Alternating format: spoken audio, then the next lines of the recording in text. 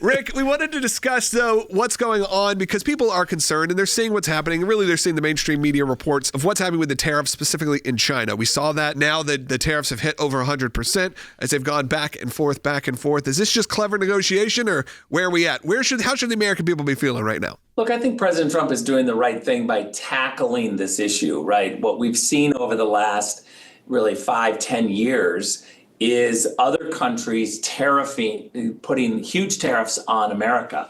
And it hasn't been fair. We've complained about it. Both sides, Republicans and Democrats, have called it out and said it's not right. Let me give you an example. There's a 10% tariff that the Europeans put on cars in America. We have a tariff on European cars of 2.5%. So they do 10%, we do 2.5%. This has gone on for years. We've complained about it. And it's always the same thing of, we're going to try to fix that. We're going to do something. President Trump was just saying, look, we've got to fight for the American people. We have too many young people in America that can't afford homes. And I think that somebody called it the barbell effect, where the very wealthy are doing really well, and a lot of the programs are for the poor. But the middle class, the people in the middle who haven't really benefited from Wall Street or government programs are the ones who are suffering. And so we've got to be able to fix these problems. And Donald Trump is focused on that. It's Wall Street is doing just fine.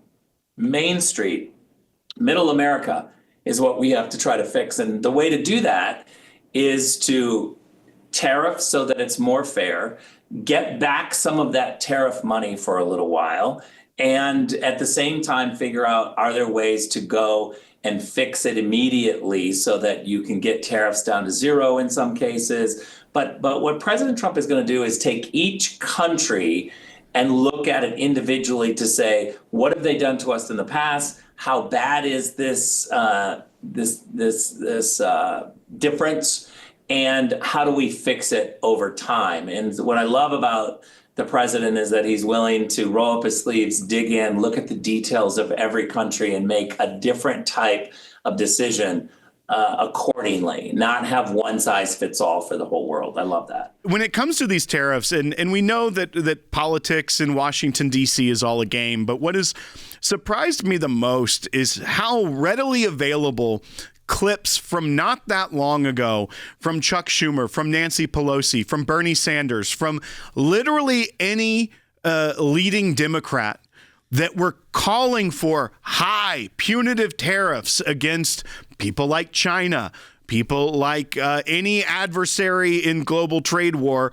And yet all of a sudden now they have become the most free trade libertarian I think I've ever seen when it comes to how to operate this, just because of who the messenger is.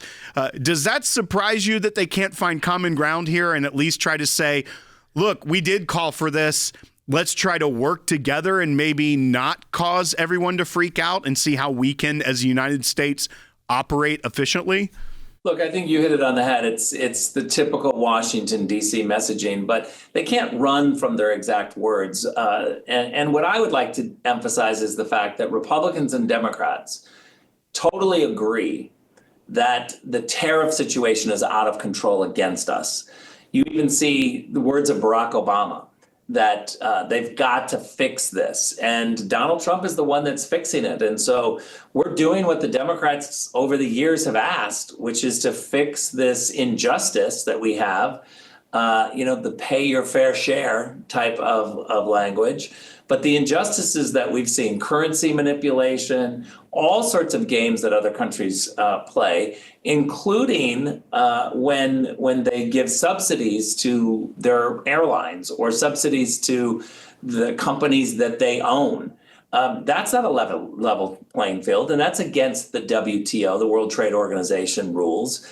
But they've never been held to account. And what I love about President Trump is he's unafraid to fight for the American people and say, this doesn't work for us and we're not going to go along with it anymore. I think what it also does, Rick, is it actually exposes what's going on, because most people are not thinking and have not been thinking about how the tariff situation has been previously handled. That has not been a number one news story. That has not been something that's even been on the minds of the American people. Of course, now it is. And look, it may send them into a little bit of panic here and there, but at least we're educating people now. We are so excited to announce the ACLJ's brand new app, completely redesigned to provide you with the best tools available to partner with us at the ACLJ.